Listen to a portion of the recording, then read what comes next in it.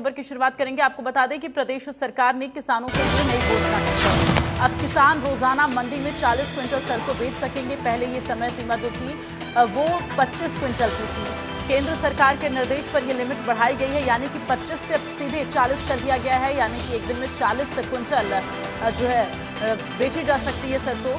तो ये बड़ी जानकारी, केंद्र सरकार के निर्देश पर लिमिट जो है बढ़ाई गई है। तो पहले इसकी सीमा 25 क्विंटल की थी, अब 40 कर दी गई है। तो चंडीगढ़ से ये बड़ी जानकारी आपको दे रहे हैं। सरकार ने किसानों के लिए ये नई घोषणा की है। तो किसान अब मंडी में रोजाना 40 क्विंटल सरसों बेच सकेंगे। पहले 25 क्विंटल तक बेचा जा सकता था, एक दिन की लिमिट थी, लेकिन अब इसे 40 क्विंटल कर दिया गया है। तो ये लिमिट बढ़ा दी गई है, ये बड़ी जानकारी।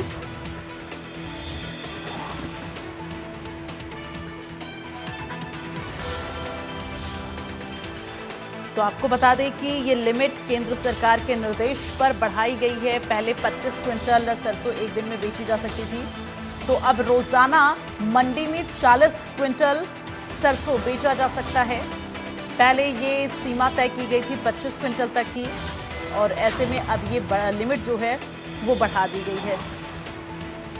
और इस वक्त संवाददाता साहिल हमारे साथ फोन लाइन पर जुड़ गए हैं, सीधे उनका रुख करेंगे।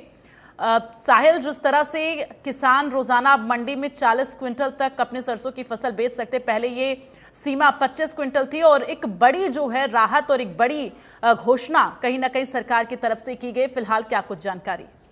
बिल्कुल, प्रदेश सरकार ने किसानों के लिए नई घोषणा की है। अब किसान रोजाना मंडी में 40 क्विंटल तक सरसों बेच सकेंगे। पहले यह सीमा 25 क्विंटल की थी। केंद्र सरकार के निर्देश पर सरकार ने लिमिट जो है वो बढ़ाई है। 15 क्विंटल की बढ़ोतरी से किसानों को फायदा होगा। पहले 25 क्विंटल से ज्यादा सरसों लाने पर और बेचने पर किसानों को दिक्कत होती थी, अब यह समस्या नहीं रहेगी। अब तक प्रदेश की मंडियों में 50,000 से टन ज्यादा सरसों आ चुकी है। 25,000 टन से ज्यादा सरसों की खरीद भी जो है वो हो चुकी है। ऐसे में ये जो डिसीजन लिया गया है कहीं ना कहीं किसानों के लिए एक बड़ी राहत जो है वो देने वाला है। बिल्कुल। और साहिल, जिस तरह से पहले ये लिमिट 25 थी, अब 40 कर दी गई है। पहले किस तरह की दिक्कतें किसान फेस करते थे जब ये लिमिट 25 थी, और अब 40 अगर की गई है तो कितनी ज्यादा सहूलियत यहाँ पर किसानों को मिलेगी?